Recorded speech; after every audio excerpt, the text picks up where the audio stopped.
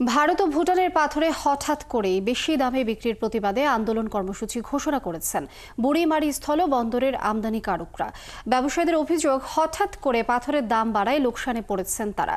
এ নিয়ে আমদানিকারক অ্যাসোসিয়েশন জানিয়েছে, বাংলা বান্ধা বন্দর সহ অন্যান্য স্থল বন্দরের মতো পাথরের মূল্য একদম না হলে 1 ফেব্রুয়ারি থেকে বুড়িমারি স্থল বন্দর দিয়ে পাথর আমদানি বন্ধ করে দেয়া হবে। শামিউল ইসলাম মিলনের তথ্য ছবিতে প্রতিবেদন।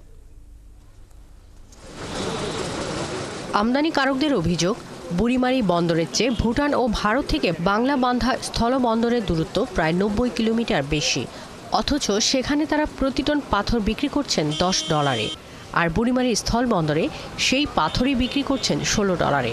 এত লোকসানের পর ব্যবসায়ীরা বুড়িমারি বন্দর ছেড়ে যাচ্ছেন অন্য বন্দরে। ব্যবসায়ীদের দাবি, ভুটান থেকে স্টোন বোল্ডার তোরসা $15, শামসি $14 ও ভারত থেকে আমদানি করা স্টোন বোল্ডার $10 পাথর বিক্রি করতে হবে। এর উপরে পাথর বিক্রি করলে লোকসানে পড়বেন বাংলাদেশি ব্যবসায়ীরা। আমাদের এখানে তাদের চেয়ে আবার 90 কিলোমিটার কাছে, আরও $1 কম হওয়া লাগে, সেক্ষেত্রে তারা বেশি দেয়। এইটাই আমাদের দাবি, যাতে আমরা $14 মাল পাই।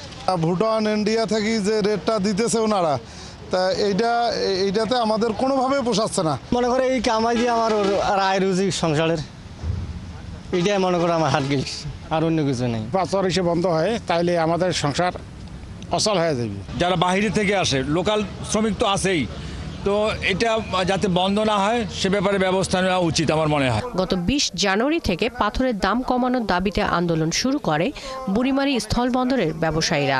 আর আমদানিকারক অ্যাসোসিয়েশনের নেতারা জানান, অন্যান্য স্থল বন্দরের মতো পাথরের দাম এক না হলে 1 ফেব্রুয়ারি থেকে বুড়িমারি স্থল বন্দর দিয়ে পাথর আমদানি বন্ধ থাকবে। আমরা লস করে কতদিন বিজনেস করব? আমাদের এখানে অলরেডি দেখেন আপনার প্রায় 150 জন আমদানিকারক আছে প্রায়, তার মধ্যে এখন প্রবাবলি আপনার 40 থেকে 50 জনের বিজনেস রানিং আছে।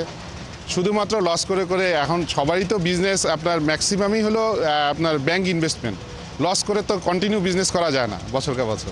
এদিকে এই বিষয় নিয়ে কথা বলতে চাইলে বন্দর কর্তৃপক্ষ বলছে তারা কিছুই জানেন না। আমাদের এই ব্যাপারে কোনো চিঠির মাধ্যমে অবগত করেনি কিংবা মৌখিকভাবেও জানানো হয়নি। আমাদেরকে জানানো হলে পরবর্তী কার্যক্রম আমরা হাত নিব। বুড়িমারি স্থল বন্দর দিয়ে পাথর আমদানি বন্ধ হলে বন্দরের 6000 পাথর ভাঙার শ্রমিক বেকার হবেন, ক্ষতিগ্রস্ত হবেন দুই দেশের ব্যবসায়ীরাও।